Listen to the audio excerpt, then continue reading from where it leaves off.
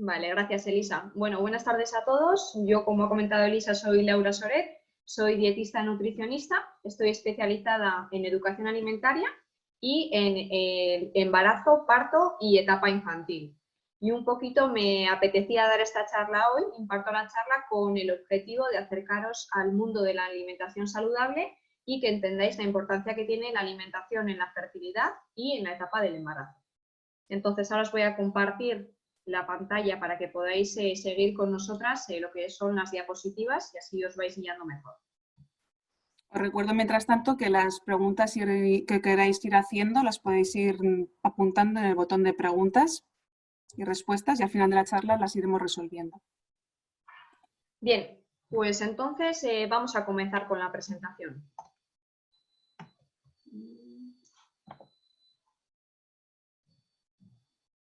Sí, vale, ahora sí, que no me dejaba cambiar de pantalla. Muy bien, pues en principio, como os he comentado, soy dietista nutricionista y vamos a centrar esta charla hablando sobre la alimentación y la fertilidad. Lo primero, me gustaría empezar con una de las guías nutricionales más actualizadas y utilizadas en la consulta a día de hoy. Es la pirámide nutricional australiana y muchos os vais a preguntar por qué hablo de la australiana y no de la española. Bien, pues la pirámide española de alimentación actualmente está desactualizada, no corresponde con los patrones de alimentación que estamos dando los nutricionistas y los especialistas en la salud. De ahí que vamos a hablar, en este caso, de la australiana. La peculiaridad que tiene esta pirámide es que su base está compuesta por frutas, verduras, hortalizas y legumbres. Lo habitual es que la base de las pirámides, cuando se utilizan como guías de educación alimentaria, sean los cereales y sus derivados. Esa es la parte más peculiar de la pirámide. Además, esta pirámide incluye la versión integral de los cereales y deja de lado las harinas refinadas y los alimentos superfluos. Otro de los aspectos fundamentales que la diferencia de la pirámide española es que no incluye ninguna bebida alcohólica. La única bebida que considera saludable es el agua y, por lo tanto, es la única que recomienda. Además, también podéis ver en la parte de abajo de la pirámide que recomienda utilizar las hierbas aromáticas y las especias para intentar reducir un poquito el consumo de sal y azúcar. Vale, vamos a hablar un poquito de cada parte de la pirámide. Como hemos comentado, su base son las frutas, verduras y las hortalizas y comentaros lo más importante, que su consumo garantiza el aporte de la mayor parte de los nutrientes y de las vitaminas que necesitamos en la alimentación los seres humanos. Además, el consumo de este grupo de alimentos desplaza el consumo de otro tipo de alimentos, o más bien dicho, de otro tipo de productos que son menos interesantes e incluso son perjudiciales para la salud. La tendencia es arrolladora. Se ha visto que el mayor consumo de este grupo, es decir, cuanto más verdura, más fruta o hortalizas consumamos, se reduce el riesgo de padecer ciertas enfermedades cardiovasculares, hipertensión arterial, diabetes y diversos problemas gastrointestinales. Además, como podemos comprobar, volviendo a la diapositiva anterior, vemos que el grupo base representa casi el 50% de lo que ocupa el volumen total de la pirámide. Esto quiere decir que la idea general sería que este grupo de alimentos representara el 50% de cada parte o de cada ración en nuestra alimentación. La segunda parte de la pirámide es encontramos los cereales, que en la pirámide, como he comentado antes, española, estarían en la base. Haciendo hincapié, siempre en esta pirámide australiana se encuentran en su versión integral. Además, le da una especial importancia a la avena, la quinoa y el arroz integral por ser más ricos en micronutrientes que otros cereales que quizás estamos más acostumbrados a ver, como podría ser el trigo. Al mismo tiempo que los cereales, encontramos las proteínas saludables. En este grupo de las proteínas encontramos, por un lado, los lácteos y sus derivados, y por el otro, las carnes, pescados, huevos y legumbres. Las proteínas, como podéis ver en la diapositiva, pueden ser de origen animal o bien de origen vegetal. Puntualizar una cosa importante, y es que tanto en el grupo de los cereales como en el grupo de las proteínas, ningún alimento es fundamental. Que los nutrientes que aporta, por así decirlo, se pueden conseguir con otras combinaciones de alimentos. Por último, encontraríamos en la cumbre de la pirámide las grasas saludables. Como veis, en el caso de la pirámide australiana representan un pequeño porcentaje del volumen total de la pirámide. En el caso de nuestra pirámide, quería aclarar que la representación de este grupo sería mayor, es decir, si tuviéramos una pirámide española actualizada con las recomendaciones que estamos pautando a día de hoy, las grasas saludables estarían seguramente en la base, junto con las frutas, verduras y hortalizas, ya que España, con la dieta mediterránea, pues tiene un consumo de aceite de oliva pues mucho mayor que en este caso en la pirámide australiana. Bien, pasamos a hablar de otro ejemplo de guía de alimentación. En este caso es mi favorita, se trata del plato de Harvard. Considero que es una herramienta muy visual y muy sencilla de llevar a la práctica. Como comentábamos en el caso de la pirámide, el 50% del plato de Harvard está representado por el grupo de frutas y verduras. El restante 50% se divide en dos partes. La parte de arriba sería la que representarían los cereales integrales y la parte de abajo la representarían las proteínas saludables.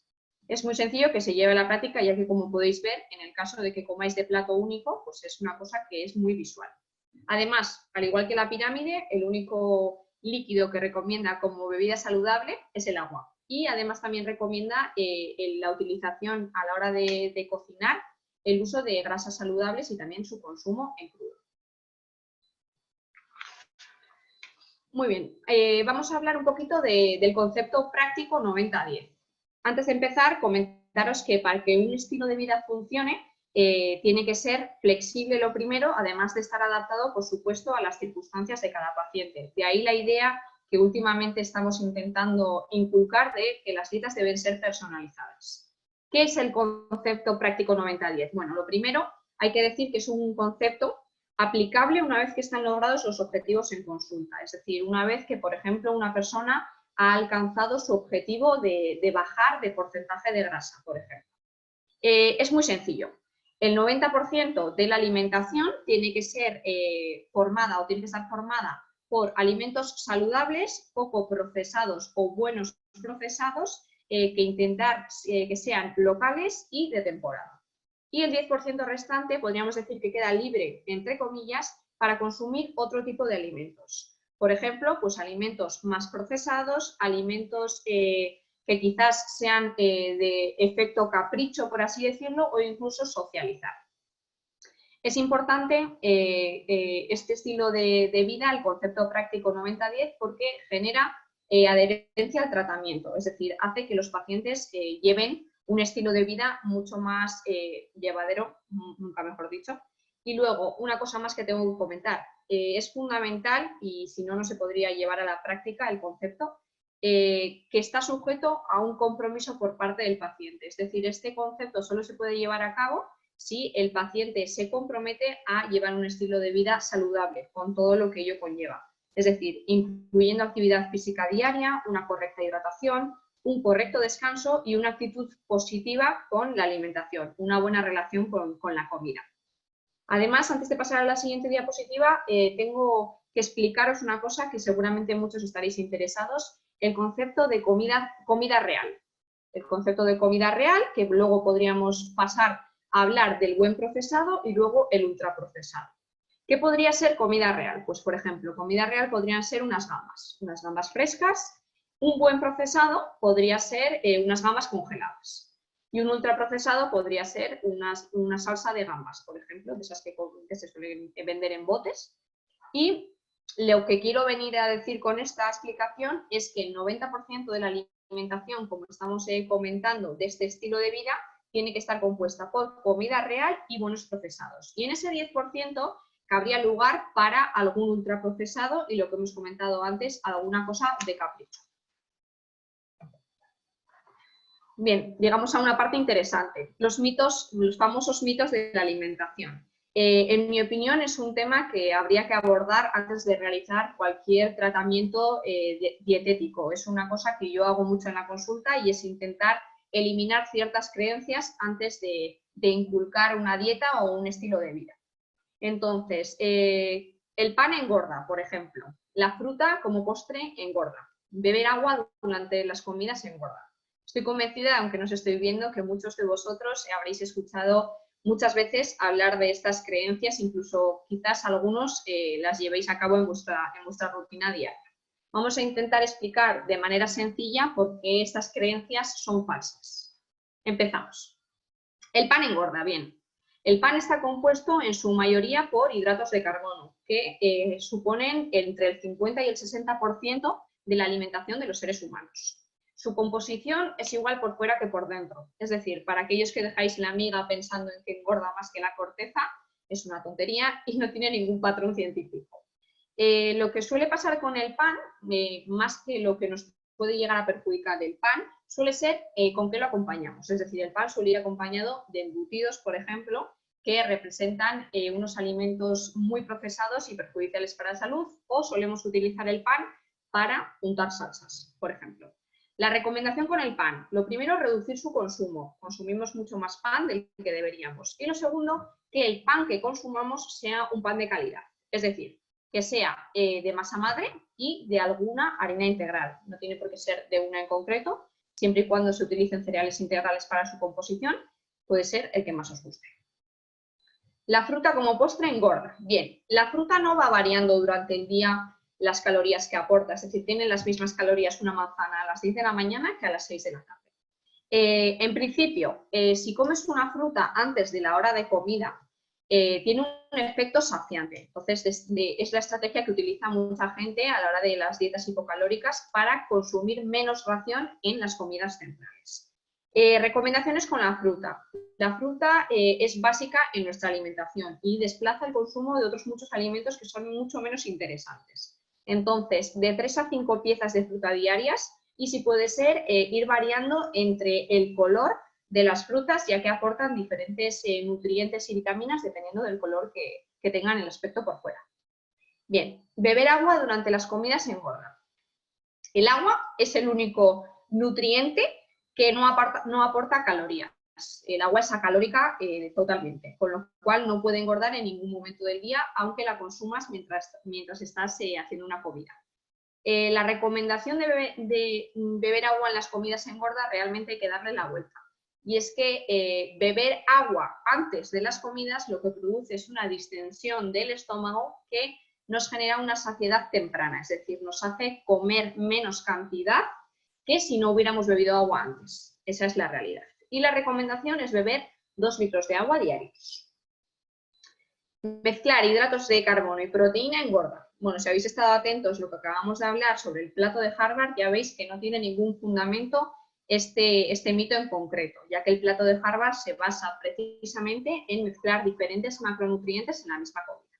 Esta es la base, este concepto es la base de las famosas dietas disociadas, que como podéis ver, pues no tienen ningún sentido ni ningún patrón científico. Además, comentaros que un mismo alimento, como puede ser, por ejemplo, un filete de carne que en sí aporta macronutrientes generales, proteína, nunca está compuesto al 100% por proteína. Siempre tiene un porcentaje lipídico y un porcentaje de carbohidratos. Y es totalmente imposible separarlos dentro de un mismo alimento.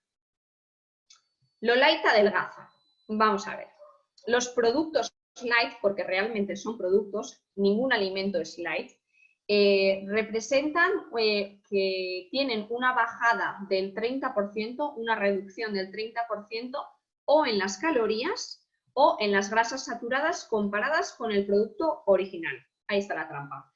Lo primero que hay que mirar, en todo caso, es qué composición tiene el producto original para saber cómo está este producto light. De todas maneras, desde el aspecto nutricional, los productos light no son saludables, ya que son ultraprocesados, pertenecen al grupo del 10% de consumo del que acabamos de hablar, y si un procesado es saludable, no necesita tener la versión light, para que me entendáis. Los alimentos integrales adelgazan. Lo que pasa con los alimentos integrales, como por ejemplo podríamos comparar un pan con harina integral y un pan con harina refinada. Bien. Del tema de calorías, aportan prácticamente las mismas calorías. La diferencia es que el pan integral aporta más nutrientes y más fibra dietética, con lo cual te aporta una mayor saciedad. Podrás consumir menos ración y saciarte antes que si estás consumiendo un pan pues con harina refinada. Las monodietas adelgazan. ¿Quién no conoce la famosa dieta de la piña? Bien, pues las monodietas no tienen ningún fundamento, porque nadie es capaz de comer piña más de 2 días seguidos sin cansarse y sin que entre en un ciclo de ansiedad. No tienen fundamento, como acabo de decir, y sobre todo una cosa, no generan hábitos saludables, que es lo único que estamos buscando impartir actualmente. Bien, los alimentos con grasas vegetales son más sanos. Esta creencia llegó hace tiempo con el tema de la incorporación en la alimentación de la margarina comparada con la mantequilla. Pues bien, la mayoría de los alimentos que incluyen grasas vegetales son alimentos ultraprocesados y las grasas vegetales ojalá fueran de las buenas, pero normalmente son grasas de coco y de palma saturadas, que son muy perjudiciales para la salud. Y por último, pero no por ello menos importante, saltarse una comida adelgaza. Normalmente, cuando tenemos una comida familiar, mucha gente utiliza esta creencia sobre todo para realizar una estrategia de compensación. Es decir, me he pasado mucho en esta comida familiar que he tenido, con lo cual ahora cuando llegue a casa no voy a cenar y de esta manera compenso las calorías de más que he consumido en esta comida. Pues bien, no crea un hábito saludable, tampoco crea una relación estable con la comida y supone que llegamos con más ansiedad a la comida del día siguiente, por ejemplo, en este caso, al desayuno, y vas a consumir más ración de la que te correspondería realmente. Espero que os hayan quedado claros los mitos. Bien, debido al ritmo de vida que llevamos en la actualidad, mucha gente se ve obligada a mal comer en el trabajo. Nos están llamando la generación del tupper. Entonces, antes de comenzar a hablar sobre la alimentación y la fertilidad, que es el tema central de la presentación, me parecía muy interesante daros un esquema, una pequeña idea de cómo organizo yo mi semana. Comentaros que esta organización es para la población general que se encuentra en un peso y una composición de grasas saludables, que claro, como he comentado antes, las dietas tienen que ser personalizadas. En principio, puntualizar que cualquiera es capaz de llevar una alimentación saludable siempre y cuando tenga una optimización del tiempo y de la alimentación. ¿Qué hago yo actualmente? Bien, pues actualmente utilizo la estrategia del batch cooking. Si algunos no sabéis lo que es, el batch cooking se trata de cocinar durante un día la mayor parte de los platos que vas a consumir durante la semana. En mi caso, el domingo por la mañana. Es el rato que le dedico a preparar la mayor parte de los tuppers, yo también como de tupper, que voy comiendo durante la semana. Mi propuesta, 4 o 5 días a la semana, verdura en entero, más proteína de calidad o cereales integrales. En el caso de que no nos guste la verdura o que queramos ir variando, las ensaladas completas. Para que una ensalada sea completa, tiene que tener una base verde, tiene que tener hidratos de carbono complejos, proteína de calidad y una parte también de grasa saludable. 1 o 2 días a la semana hay que consumir legumbres. Legumbres acompañadas de verduras y en plato único. Si están a remojo desde el día anterior, mejor, porque mejora la digestibilidad de las proteínas de origen vegetal que aportan las legumbres y también mejora la absorción del hierro no hemo que aportan las legumbres. Para los que no os gusta mucho cocinar, las legumbres pueden ser de bote siempre y cuando se consuman bien escurridas y no lleven muchos ingredientes en sus etiquetas. Y por último, un día a la semana, pasta o arroz integral, al igual que las legumbres como plato único y acompañado siempre de verduras. Es una propuesta que espero que tengáis en cuenta. Bien, pasamos a hablar sobre la alimentación y la fertilidad. Antes de comenzar a explicar el cuadro, quiero comentaros que hay 2 aspectos fundamentales que son los que van a marcar la diferencia. Uno es el exceso de grasa y otro es el exceso de peso. Entonces, en principio, en ambos sexos vamos a empezar. Mantener un peso saludable con unos buenos hábitos de alimentación mejora la función cardiovascular, que a su vez mejora la insulina, y esto hace que mejore la fertilidad, tanto en hombres como en mujeres. Eso es la parte positiva. Viendo la parte negativa, una dieta con exceso de proteínas animales desplaza el consumo de otros alimentos que pueden ser más interesantes y aumenta el riesgo de infertilidad, tanto en hombres como en mujeres. Pasamos a hablar de las mujeres. En las mujeres, ¿cuál es el riesgo? Tener un exceso de grasa corporal. ¿Por qué? aumentan nuestros niveles de estrógenos, lo que genera alteraciones en nuestros ciclos menstruales y en nuestra ovulación, lo que a su vez genera dificultades a la hora de quedarse embarazada. Por otro lado, en los hombres, lo que dificulta es el exceso de peso, porque genera niveles altos de insulina que reducen los niveles de testosterona. Además de lo que acabamos de comentar, hay ciertos nutrientes que, aportados de manera óptima durante una alimentación saludable, favorecen la fertilidad. El primero, lo conoceréis todos, el ácido fólico. Es el nutriente más crítico del embarazo. La recomendación es consumirlo antes y durante el embarazo, sin excepciones.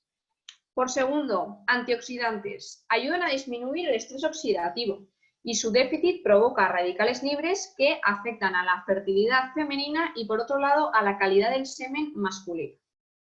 Los ácidos grasos omega 3, como acabamos de comentar, las grasas saludables, que en este caso, con la dieta mediterránea, pues solemos consumir de manera diaria. Favorecen la espermatogénesis, aumentan la fluidez de los espermatozoides y su carencia está relacionada con la infertilidad femenina. Como acabamos de comentar en el cuadro anterior, las proteínas animales y su exceso producen riesgo de infertilidad en ambos sexos. De todas maneras, consumir en exceso proteínas animales es algo que es habitual verlo en consulta, ya que normalmente en la población se consume de más, con lo cual al acudir a un profesional es una de las primeras pautas que va a ser corregida. Pasamos a hablar de las vitaminas, en este caso fundamentales la vitamina B12 y la vitamina E. La B12, fundamental también en los embarazos veganos y vegetarianos. Su carencia está relacionada con la infertilidad femenina. Y por otro lado, la vitamina E. Su carencia está relacionada con la infertilidad en ambos sexos. Minerales. El selenio, por ejemplo, favorece la calidad y la movilidad de los espermatozoides. Y por otro lado, el zinc aumenta la síntesis de testosterona. Y por último, pero no por ello menos importante, ya que la consumimos muchísimo, la cafeína. El exceso de cafeína produce infertilidad en ambos sexos. Pues bien, después de haber explicado las diapositivas anteriores, creo que queda claro la idea de que mejorando la composición corporal, es decir, reduciendo el porcentaje de grasa, mejoramos nuestros niveles de fertilidad. Y ahora, ¿cómo lo hacemos?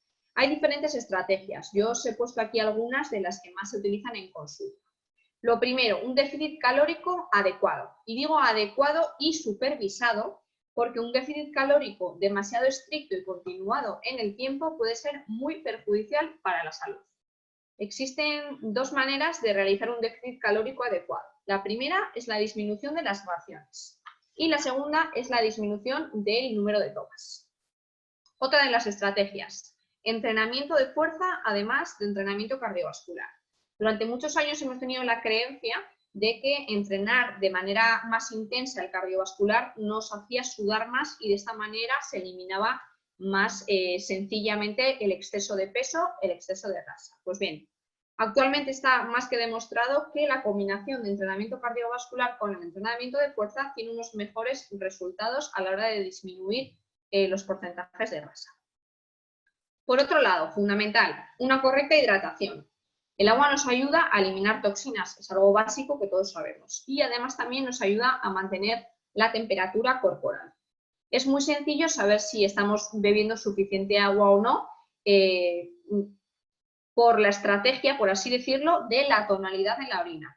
Cuando hacemos pis a las noches, si la tonalidad es una tonalidad muy clarita, significa que hemos tenido un buen nivel de hidratación durante el día. Si en cambio la tonalidad es amarillenta, significa que quizás no le hayamos dado la importancia suficiente a beber agua durante ese día. Por otro lado, el descanso. El descanso de por lo menos 6-8 horas diarias. Aquí es fundamental dos cosas. La primera, la cantidad, y la segunda, la calidad del sueño. La falta de sueño o la falta de descanso influye en la sensibilidad a la insulina, que a su vez altera el riesgo de padecer ciertas enfermedades cardiovasculares. Las personas que duermen de manera correcta, pues según los patrones, pierden el porcentaje de grasa de manera más rápida y aún así mantienen el tono muscular. Además, comentar también que el descanso es súper importante porque la falta de descanso altera nuestros ritmos circadianos, que son aquellos que regulan nuestros ciclos hormonales. Y por último, la última estrategia, el ayuno intermitente. Bien, tan famoso últimamente y tan en boca de todos. Primero, solo es una estrategia más a tener en cuenta. No es milagroso, ni tampoco es una estrategia que pueda llevar a cabo todo el mundo. Como todas las anteriores estrategias, tiene ventajas. Simplifica tu rutina, es decir, ya no te ves atado quizás a hacer todas las comidas del día. Te ayuda a reconectar con la sensación de hambre que a veces tenemos un poquito olvidada. Ayuda también a mejorar los niveles de insulina y, por supuesto, ayuda a que la pérdida de grasa sea más eficiente. El mejor ayuno, el más eficiente, hay diferentes ayunos, el 16-8. Una ventana de 8 horas en las que podemos comer y una ventana de 16 horas en las que hay que hacer descanso. Explicado de una manera sencilla, te tienes que saltar el desayuno o saltarte la cena, por ejemplo. Bien, os he dejado 2 tablas por si alguno de los que estáis escuchando la charla queréis comprobar en qué estado, en qué clasificación os encontráis respecto al nivel de porcentaje de grasa corporal. Bien, las estrategias que acabamos de comentar parecen cosas sencillas, pero es muy habitual ver ciertos errores en consulta que impiden a nuestros pacientes pues, llegar a conseguir el objetivo o los resultados tan anhelados. El primer error es dejarse llevar por un déficit demasiado agresivo. Es decir, una dieta demasiado estricta que no te permita más que comer lechuga y pollo, por ejemplo. Hacer solo entrenamiento cardiovascular y olvidarnos de la importancia del entrenamiento de tono muscular. Fijarse solo en las calorías y no, en este caso, en los ingredientes o en los nutrientes que nos aportan los alimentos. Esto no genera un hábito saludable, que es lo que estamos buscando. ¿Comer solo fruta y verdura? Pues tampoco, porque genera una dieta que está incompleta y no nos ayuda ni mucho menos a llevar un estilo de vida saludable, porque tampoco genera adherencia. No tener flexibilidad, como hemos dicho hace unas cuantas diapositivas, la base de un buen hábito de alimentación es tener flexibilidad. Obsesionarse con la báscula. Esto es una cosa que intentamos de verdad desde los profesionales de la nutrición, que os lo quitéis de la cabeza, pero todavía va costando. El peso solamente es un parámetro más a tener en cuenta a la hora de medir los progresos. De hecho, es mucho más importante de qué está compuesto ese peso, es decir, hemos bajado de porcentaje de grasa, que es lo que nos interesa, hemos aumentado la masa muscular, tenemos retención de líquido, no. Eso es mucho más importante que lo que es la cifra en sí. No incluir suficiente proteína o que la proteína que incluimos en la alimentación no sea una proteína completa o de calidad. ¿Qué es una proteína de calidad? Algunos se preguntarán. Bien, pues son aquellas que están compuestas por aminoácidos, que es la unidad básica de las proteínas, que no sintetiza nuestro organismo, que necesitamos aportar desde la alimentación. Y por último, como ya hemos comentado antes, no descansar lo suficiente va totalmente en contra de nuestro objetivo, que en este caso sería pues perder grasa. Vale, una vez logrado nuestro objetivo de pérdida de grasa, llega una parte fundamental del tratamiento y en la que muchos se echan a temblar, y es el mantenimiento. ¿Cómo hago yo para mantenerme una vez logrado mi objetivo en este peso saludable que tanto me ha costado? En principio, existen tantas estrategias de mantenimiento como condicionantes en la vida de una persona. Lo ideal es buscar una estrategia que se adapte a ti y no que te tengas que adaptar tú a ella. Eso es igual que la recomendación que hago con la dieta. Una dieta que sea personalizada y que se adapte a ti y no te tengas que adaptar tú a ella. Por aquí os dejo algunas de las estrategias más utilizadas en consulta. La primera, no podía ser otra, la dieta normocalórica, el concepto 90-10 que hemos explicado hace unas cuantas diapositivas. Podría decir que el 95% de los pacientes escoge esta estrategia para llevar una dieta de mantenimiento, es decir, un estilo de vida. La segunda podría ser el ayuno intermitente, que ahora, como hemos comentado, está muy de moda, pero esta estrategia normalmente la utilizan aquellas personas que realizan un deporte quizás de alta intensidad y no lo que hacemos la mayoría de la población. Y por último, la dieta vegetariana, que últimamente está ganando muchos adeptos. Y sí que es verdad que al consumir un menor abanico de alimentos, pues también al basarse solamente en frutas, verduras y hortalizas, pues tiene más fácil el reducir las calorías y los excesos que quizás aquellos que somos omnívoros, por ejemplo. En principio, como os he comentado, cualquiera de las estrategias podría funcionar, pero sobre todo lo que quiero puntualizar es que cada caso tiene que ser tratado de manera personalizada y que cualquiera de las estrategias tiene que ser un hábito. Es decir, no tienes que buscar una dieta con una fecha de inicio y una fecha de final, sino tienes que hacer un cambio de chip en tu alimentación porque es lo que realmente va a ser duradero. Vale, acabado esta parte de alimentación y fertilidad, vamos a pasar a dar unas pequeñas pautas sobre alimentación en el embarazo.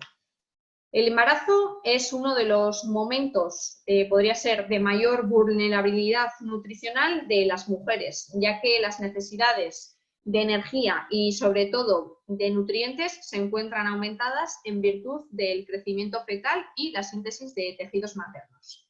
Como hemos comentado hasta ahora, la salud, los hábitos de alimentación y el estado nutricional previo de la madre condicionan todo el embarazo.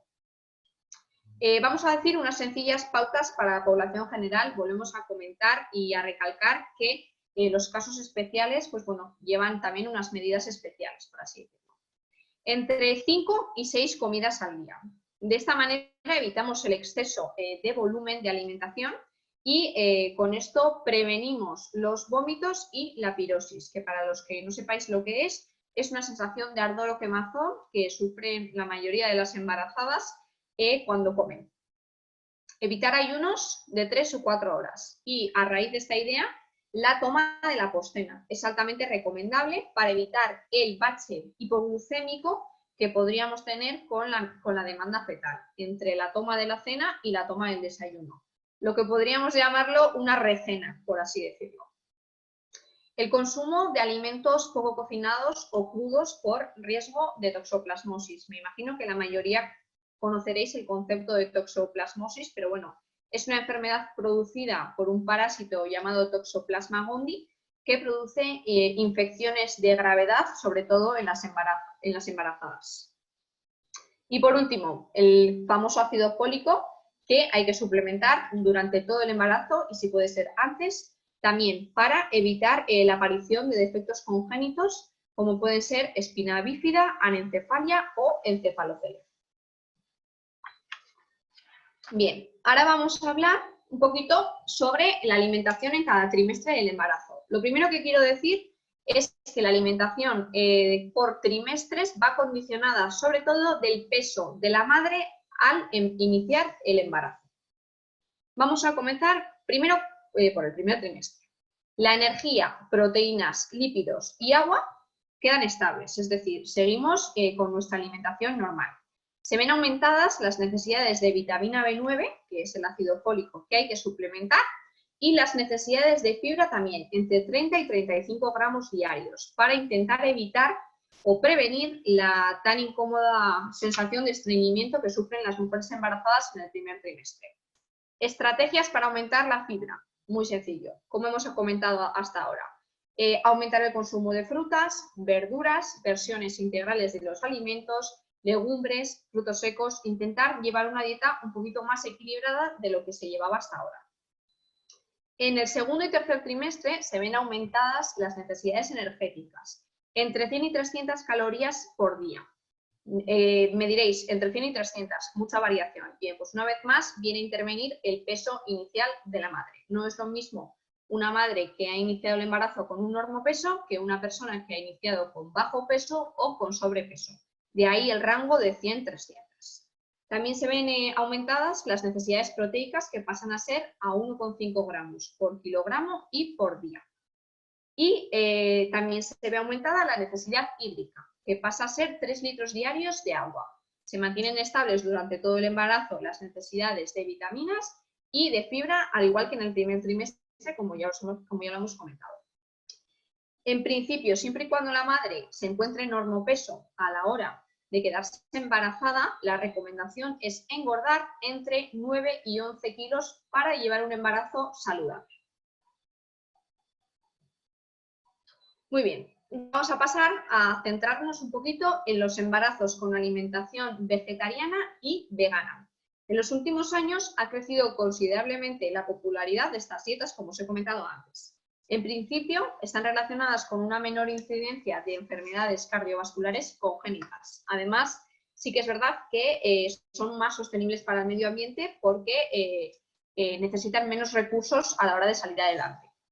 El problema que tienen este tipo de dietas, sobre todo en el momento del embarazo, que es un momento crucial, como ya sabemos, es el déficit de determinados nutrientes. En el caso de las embarazadas que siguen ese tipo de dietas, es vital la suplementación para intentar asegurar al máximo la salud materno-fetal. Podríamos decir que hay 6 aspectos o 6 puntos críticos en la nutrición de una mamá embarazada vegetariana o vegana. El primero, la vitamina B12. Su déficit produce daño neuronal irreversible. La mayoría de las mujeres que consumen alimentación vegana o vegetariana ya se suplementan con la vitamina B12, pero bueno, es un aspecto fundamental a tener en cuenta. Vitamina D participa en la homeostasis del calcio y la salud ósea.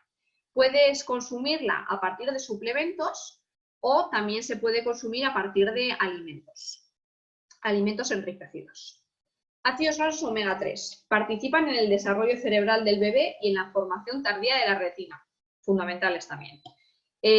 La mayoría de las mujeres que yo conozco hasta ahora escogen no suplementarse en este caso y cubrir las necesidades, pues por ejemplo, con 15 gramos de nueces diarias o con una cucharada de aceite de lino. En el caso de que no se cubran las necesidades, se toma una suplementación de DHA que las cubre. Y luego los minerales, yodo, calcio y hierro. En principio, si una alimentación vegana o vegetariana está bien ajustada y supervisada, cosa que no suelen estar la mayoría, no hay ningún problema y no hace falta que haya suplementación en la mayoría de los casos. Pero si hiciera falta, como todo, se suplementa. El yodo forma parte de la formación de la tiroides. Lo consumimos habitualmente con la sal yodada. El calcio se ajusta con la homeostasis materno-fetal, tampoco suele haber déficit. Y en el caso de los veganos y vegetarianos se aconseja consumir de manera más habitual semillas de sésamo y brócoli. Y por último el hierro, su déficit produce anemia ferropénica que podría producir unas complicaciones graves durante el embarazo. Si hay necesidad, se suplementa. ¿Es posible llevar un embarazo a término con una alimentación vegana o vegetariana? Que es una pregunta muy habitual en la consulta. La respuesta es sí. ¿Hay que tener más precaución? También, pero se puede llegar a término sin ningún problema. Bien, por último, y antes de entrar en la ronda de preguntas, he querido dejaros plasmadas algunas de las ideas de picoteo saludable que he ido colgando en mis redes sociales. Algunos son picoteos dulces, otros son picoteos salados, para intentar que abráis un poquito el abanico de lo que puede ser la alimentación saludable. Sobre todo, no quiero dejar la presentación sin deciros que os tenéis que olvidar de la idea de que una alimentación saludable se basa en comida aburrida y monótona, y lo que tenéis que hacer es buscar un estilo de vida que se adapte a vosotros y una alimentación que realmente os apetezca llevar desde ahora en adelante. Así que nada, muchas gracias a todos y pasamos, si os parece, a la ronda de preguntas. Bueno, muy bien, Laura. Muy chula la charla, muy interesante. Hay algunas preguntas ya, ahora las vamos a ir resolviendo poco a poco. Os recuerdo que tenéis un botón en el que pone preguntas y respuestas, en el que podéis ir dejando escritas vuestras preguntas y las intentaremos ir resolviendo todas hoy.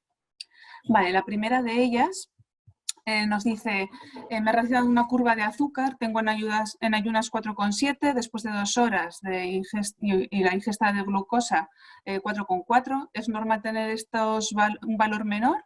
He tenido 3 abortos, ¿debería eliminar el azúcar de mi dieta? Tengo 37 años, ovarios poliquísticos, soy intolerante al gluten. ¿Alguna recomendación para favorecer la calidad de los óvulos? Bueno, en principio, si te parece, Laura, en principio, que hayan salido 2 valores, aunque el segundo sea más bajo, están dentro de la normalidad los dos, con lo cual lo que se hace la curva de glucosa es para detectar intolerancia a la glucosa o riesgo de diabetes. Entonces, no nos tiene que preocupar esta diferencia en los valores. En cuanto al ovario poliquístico, es un síndrome en el que se caracteriza por que hay un exceso de óvulos en los ovarios y este exceso de óvulos, digamos que produce ciertas alteraciones hormonales. La característica más importante del ovario poliquístico es la tendencia a reglas irregulares y con ciclos en los que no hay ovulaciones, pero luego hay una serie de síntomas derivados de este síndrome, depende del grado que tengamos, son mujeres que tienden al sobrepeso, mujeres que tienden a tener acné, a que se les caiga el pelo, y en los síndromes ya un poquito más graves tendemos a la resistencia a la insulina, con una tendencia a la diabetes. ¿Qué es lo que hay que hacer en estos casos? Hay que intentar, lo primero de todo, el tratamiento para el ovario poliquístico es estar en un peso dentro de la normalidad. Sería la recomendación primera, porque además es verdad que esas alteraciones, tanto las alteraciones hormonales a nivel de, pueden producir ciclos no ovulatorios, pero también se ve alguna alteración en la calidad de los óvulos, efectivamente. Entonces, lo primero para controlar este síndrome es estar en valores de peso normales, saludables. Y no es fácil porque estas mujeres tienen un metabolismo diferente, con lo cual hay tendencia al sobrepeso y además el cuerpo pide esos azúcares de consumo rápido. Entonces hay que intentar reducir el azúcar efectivamente y hacer una dieta, que luego nos explica un poquito igual Laura qué alimentos puede incluir, pero una dieta un poco similar a los diabéticos, una dieta que se base en alimentos con un índice bajo de glucémico bajo, para que no hagamos picos de glucosa en sangre, sino que la glucosa se mantenga estable durante más tiempo. Esto nos puede ayudar mucho a controlar los síntomas del ovario poliquístico, que son muy desagradables, nos puede ayudar a controlar el peso, y tanto el controlar los síntomas como controlar el peso nos va a ayudar a controlar los ciclos ovulatorios y a ayudar a mejorar la calidad de los óvulos. Y un poco viendo los antecedentes, así como un poco un apunte, viendo los antecedentes de 3 abortos, aunque sí que el ovario poliquístico puede explicar gran parte, pero sí que si no estás en una unidad de reproducción te recomendaría consultar a un profesional porque igual hay algo más, o sea, igual hay que hacer algún estudio más. En cuanto a la dieta que te comentaba, no sé si Laura tú puedes dar alguna indicación. En principio, totalmente de acuerdo con la respuesta que has dado, Elisa. Como hemos comentado hasta ahora, al final yo he dado una charla que se basa sobre todo en casos de población general. Cuando son casos más específicos, ya habría que entrar más en detalle en el caso personal de cada uno. Evidentemente, la dieta de esta mujer se podría acercar a una dieta que podríamos utilizar también para un diabético, sobre todo disminuir el porcentaje de grasa, que también le va a aliviar mucho los síntomas de los ovarios poliquísticos, ¿no? Esa sería la recomendación general. Vale, pasamos a otra pregunta. Eso es. La siguiente pregunta, ¿cómo se puede mejorar la calidad embrionaria mediante la alimentación? Bueno, pues si me permites, Elisa, como hemos comentado un poquito en la charla, la manera más sencilla quizás sea mejorar el porcentaje de grasa corporal. O en el caso de en el caso de las mujeres ese, y en el caso de los hombres, para mejorar la fertilidad, pues la pérdida de peso. Recalcar que la calidad de los embriones, o sea, viene determinada en gran parte por la calidad de los óvulos y del esperma. Entonces, si conseguimos mejorar eso, algo nos podemos beneficiar. Es verdad que nunca vamos a conseguir mejorar muchísimo la calidad de nuestros óvulos o de nuestro semen con la alimentación, pero sí que algo se puede mejorar y eso puede repercutir en la calidad embrionaria. ¿Cómo? Una alimentación, lo que ha explicado Laura, sana, variada, con alimentos 90-10, ¿no? Todo eso nos va a ayudar mucho. Muy bien. ¿Cómo eliminar el exceso de grasa corporal en la mujer en la alimentación? ¿Qué alimentos eliminarías? Y siempre acompañado de ejercicio, pero mejor cardio o mejor funcional. Vale, pues en principio un poquito lo mismo. Yo en consulta, cada caso es personal evidentemente, me baso mucho en el plato de Harvard e intento que las estrategias dietéticas vayan guiadas siempre por la educación alimentaria, que es lo que al final queda cuando la gente sale de consulta, ¿no? Lo que queda como un estilo de vida. A ver que se me dio la pregunta. No, esa es la primera. Ah, vale.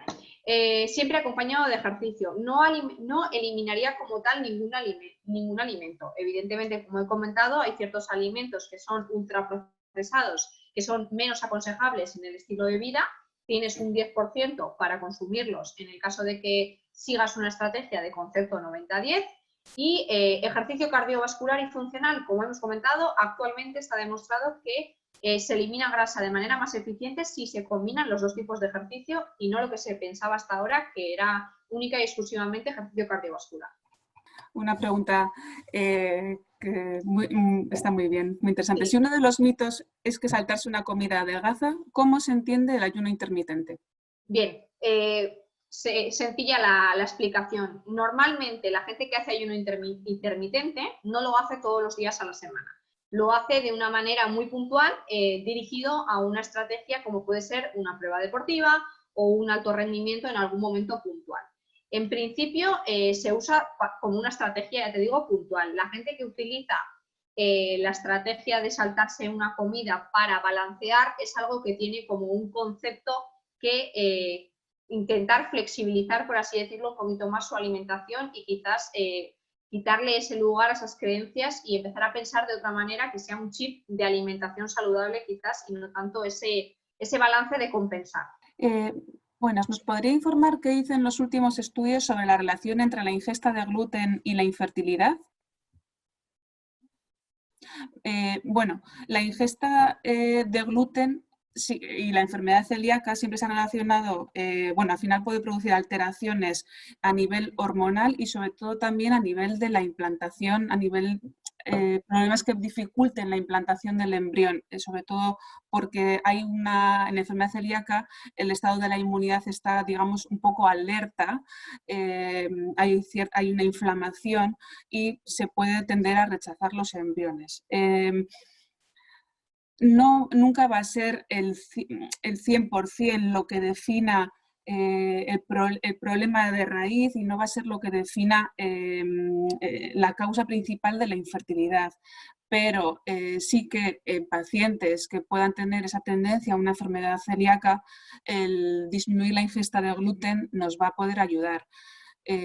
Tanto como hacer una dieta sin gluten no siempre es fácil y tampoco tiene por qué beneficiarnos completamente, pero sí que puede ser muy interesante reducir en la medida de lo posible el gluten cuando parece que puede ser esta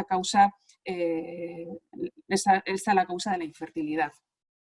Es verdad que habitualmente esto se suele ver más en tratamientos, en pacientes que van ya varios tratamientos sin conseguirlo, pero bueno, una mujer que no consigue el embarazo, sobre todo si tiene también ciclos un poco irregulares, disminuir la ingesta de gluten puede beneficiarnos.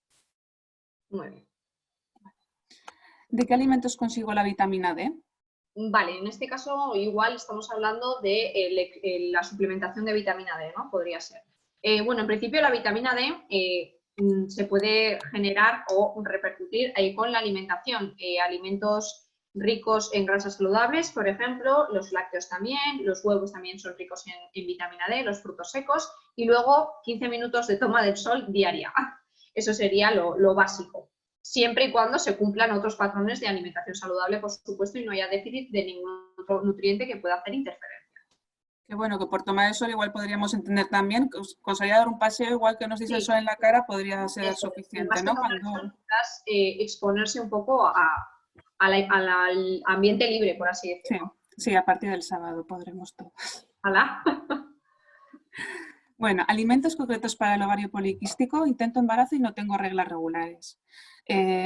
Bueno, lo que hemos explicado un poquito, tender a una dieta con alimentos de índice glucémico bajo. Y además, fijarte también un poquito en el porcentaje de grasa que puedes estar teniendo, que un porcentaje de grasa alto también interfiere mucho en los ciclos hormonales y quizás eso, al mejorar eso, también te mejore el sueño. Eso es. Lo primero sería estar en un peso normal. Eso es. Y una vez que hemos conseguido estar en un porcentaje de grasa normal, buscar mantener ese peso para mantener también los ciclos, porque si no es verdad que es complicado. Alimentos a evitar, los azúcares refinados, también patata, calabaza, o sea, todos esos alimentos hacen que hagamos picos de glucosa y no nos conviene. Vale. Para una embarazada vegetariana, ¿qué complemento de vitamina B12 recomiendas? Si se puede decir algún nombre comercial. En principio, todos los suplementos de vitamina B12 que puedas comprar en una farmacia avisando que estás embarazada y que eres vegetariana van a cumplir la normativa a rajatabla y no hace falta que tengas que comprar uno en concreto de ningún nombre comercial. La mayoría, ya te digo, que cumple muy bien su función, no hay ningún problema con eso. Vale. Hola, dentro del grupo de las frutas y verduras, ¿da igual consumirlas crudas o cocinadas? ¿O al cocinarlas perdemos muchos nutrientes y hay que compensar comiendo una parte en crudo? Bien, una pregunta muy interesante. En principio, una vez al día sería recomendable que una de las verduras que consumimos durante el día fuera en crudo, por lo que comenta, ¿no? Al final, muchos nutrientes se pierden en el cocinado. También es más sencillo intentar no cocinar tanto las verduras, quiero decir. Por ejemplo, el brócoli con 5 o 6 minutos de cocción está más que suficiente para consumir. Hay gente que por costumbres o también por desconocimiento, pues igual cocina el brócoli 20 minutos y de esa manera pues se pierden muchos más los nutrientes. Hay ciertas verduras que se consumen de manera muy sencilla en crudo, hay otras pues que quizás a la gente no le gustan tanto o no está tan acostumbrada, pero sí, en el caso de las frutas, todas o la mayoría se consumen en crudo. Vale, me ha encantado la charla. Gracias, Laura, pero tengo una duda. ¿El ayuno intermitente consiste en eliminar una toma, o bien desayuno, o bien cena? Pero eliminar una toma quizá provoque un estrés, y el estrés bloquea la grasa y puede provocar un desajuste metabólico. ¿No podría provocar el ayuno intermitente un efecto rebote? Bien, como hemos comentado, el ayuno es una estrategia que a día de hoy está súper de moda, pero no es una estrategia que funcione para todo el mundo. Si eres una persona que tiene mucho estrés y mucha ansiedad con la alimentación, no es la estrategia adecuada para ti y no es la que te recomendaría en consulta. ¿Qué más hemos dicho? Eso es, eliminar el desayuno o la cena. Se trata de tener una ventana de 16 horas en las que tu cuerpo está descansando, no le estás introduciendo ninguna energía y de ahí que eche mano de las grasas. Entonces, 16 horas sin comer significa que o te has saltado la cena o te saltas el desayuno. Pero lo que comentamos no podría tener efecto rebote. Como todas las estrategias llevadas a cabo por un profesional y teniendo en cuenta todos los aspectos de la vida que puedas tener influyentes en la alimentación, no debería de tener ningún problema. Vale. Bueno, quisiera que nos aconsejaras qué alimentos mejoran la calidad y producción de óvulos y con qué frecuencia. En principio, bueno, remarcar, no producimos óvulos, solo los vamos a ir consumiendo a lo largo de la vida, o sea, no vamos a conseguir nunca ni con el mejor tratamiento generar óvulos, como mucho vamos a conseguir con una estimulación ovárica que crezcan los que tenemos. Para mejorar la calidad de los óvulos, con la alimentación lo que podemos hacer, pues una dieta rica en alimentos con antioxidantes, con grasas buenas, digamos, como puede ser el aguacate, nueces, vegetales de hoja verde, legumbres, muy variada. Una alimentación equilibrada al final, ¿no? Sin excesos de tipo de alimento. Evitando los alimentos procesados, evitando el alcohol, evitando por supuestísimo el tabaco, evitando la cafeína también. Y todo eso, ese conjunto de hábitos, si los mantenemos en el tiempo, nos van a ayudar a mejorar la calidad de los óvulos y nuestra salud general. Sí, así es. ¿Hasta qué punto influye el consumo diario de edulcorantes químicos, sacarínas, etcétera, y Coca-Cola cero diaria, la cual contiene aspartamo en la fertilidad del hombre? No sé si quieres empezar tú. Bueno, yo quiero añadir antes de nada un aspecto. El consumo de edulcorantes, yo lo que recomiendo en consulta cuando alguien me dice que consume edulcorantes o que consume azúcar, es intentar reducirlos de manera paulativa. Es decir, si consumes hoy 2 cucharadas, mañana intenta consumir una, estate una semana consumiendo una y así lo vas reduciendo hasta eliminarlo. El problema que tienen los edulcorantes es que no generan tampoco un hábito saludable, que crean a nuestro paladar una sensación de que todo lo que vamos a consumir tiene ese sabor dulzón, y lo que realmente buscamos en un estilo de vida es reforzar la idea de que cada alimento tiene su sabor y que lo que hay que potenciar es el consumo mínimo de cualquier cosa, ya sea edulcorantes, ya sea sal externa o azúcar, reducirlo al máximo que se pueda, hasta llegar a 0, por supuesto. Hablando de esto, un inciso, Laura, ¿qué opinas de la stevia o este tipo de edulcorantes? ¿Los podemos mantener en la dieta o también mejor omitirlos a medida de lo posible? A ver, siempre y cuando sea en una justa medida, se pueden consumir dentro de una dieta equilibrada. No es la primera parte ni el primer punto a tener en cuenta dentro de una persona que llega a la consulta por primera vez. Me enfoco mucho más en otros aspectos. Ahora, una persona que ya ha pulido otros aspectos de la alimentación quizás tiene que terminar de pulir del todo su sensibilidad o su relación con el azúcar, con el dulce, y eliminar de todo los edulcorantes. Sobre el tema de la Coca-Cola cero, la Coca-Cola light, todo eso, no deja de ser un producto ultra procesado que hay que ir eliminando de la dieta, siempre y cuando se consuma dentro de un 10%, pero de manera coherente. Es decir, tienes que consumirlo sabiendo lo que estás consumiendo. Es decir, no te puedes engañar pensando que la Coca-Cola cero no, porque es cero, la puedo consumir, me puedo tomar una al día. No, hay que intentar huir de esa idea y que este tipo de productos y de alimentos pues supongan el menor porcentaje posible dentro de la alimentación. Y luego también una cosa en cuanto a la Coca-Cola, junto con la cafeína, Sí, la teína, el chocolate, contiene lo que se llaman las santinas, que al final sí que se ha visto en los últimos estudios que puede alterar la doble fragmentación del ADN del espermatozoide. Esto, cuando hacemos un tratamiento en general para conseguir el embarazo, puede dificultarlo porque nos da embriones de peor calidad y vemos sobre todo aumentado la tasa de aborto.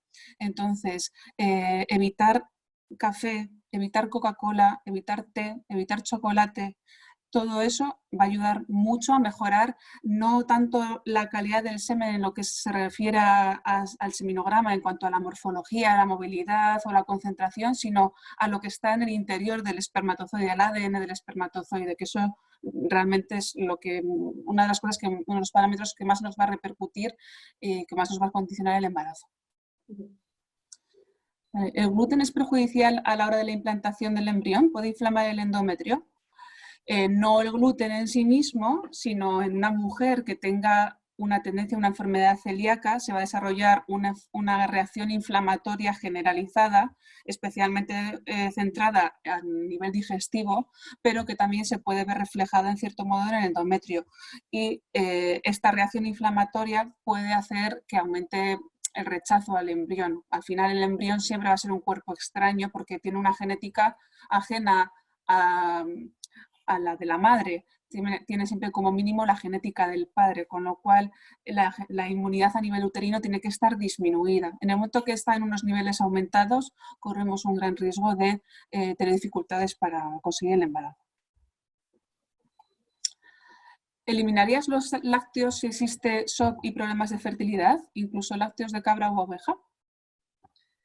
Yo en principio siempre digo lo mismo, tanto con el gluten en la consulta como con el tema de la lactosa. Yo no elimino una cosa que no me sienta mal, en principio, a no ser que me lo pida el propio paciente. Yo, si los lácteos no te producen ningún problema, o en el caso del gluten no te produce ningún problema, con respecto a la dieta, por lo menos yo no lo suelo eliminar. Siempre intento, como todo, que los derivados del gluten que vayas a consumir sean de calidad, que los lácteos que consumas sean de calidad, que tengan baja concentración en azúcares y de esta manera pues intentar que lo que consumas sea lo más limpio posible. No sé si Elisa quiere añadir alguna cosa.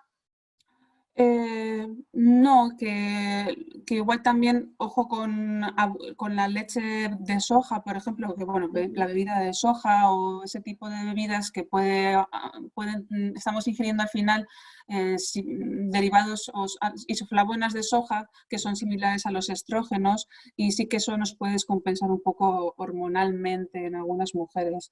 Eliminar los lácteos opino en principio como Laura. ¿Hacer bicicleta siendo hombre puede influir en la fertilidad? Tenemos mala calidad embrionaria en las 2 FIV realizadas. A ver, hacer bicicleta, el deporte en general es bueno, siempre en su justa medida. Por supuesto, un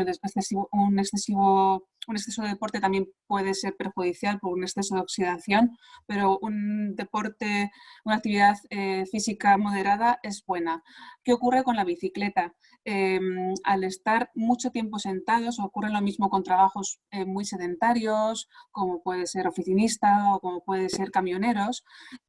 Al estar mucho tiempo sentados, los testículos aumenta la temperatura. Los testículos están fuera del cuerpo precisamente porque la espermatogénesis, la generación de los espermatozoides, tiene que producirse a una temperatura menor que la que tenemos dentro del cuerpo.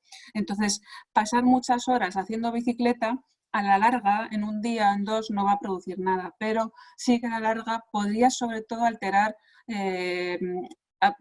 el semen. Pero sobre todo a nivel muchas veces de la concentración.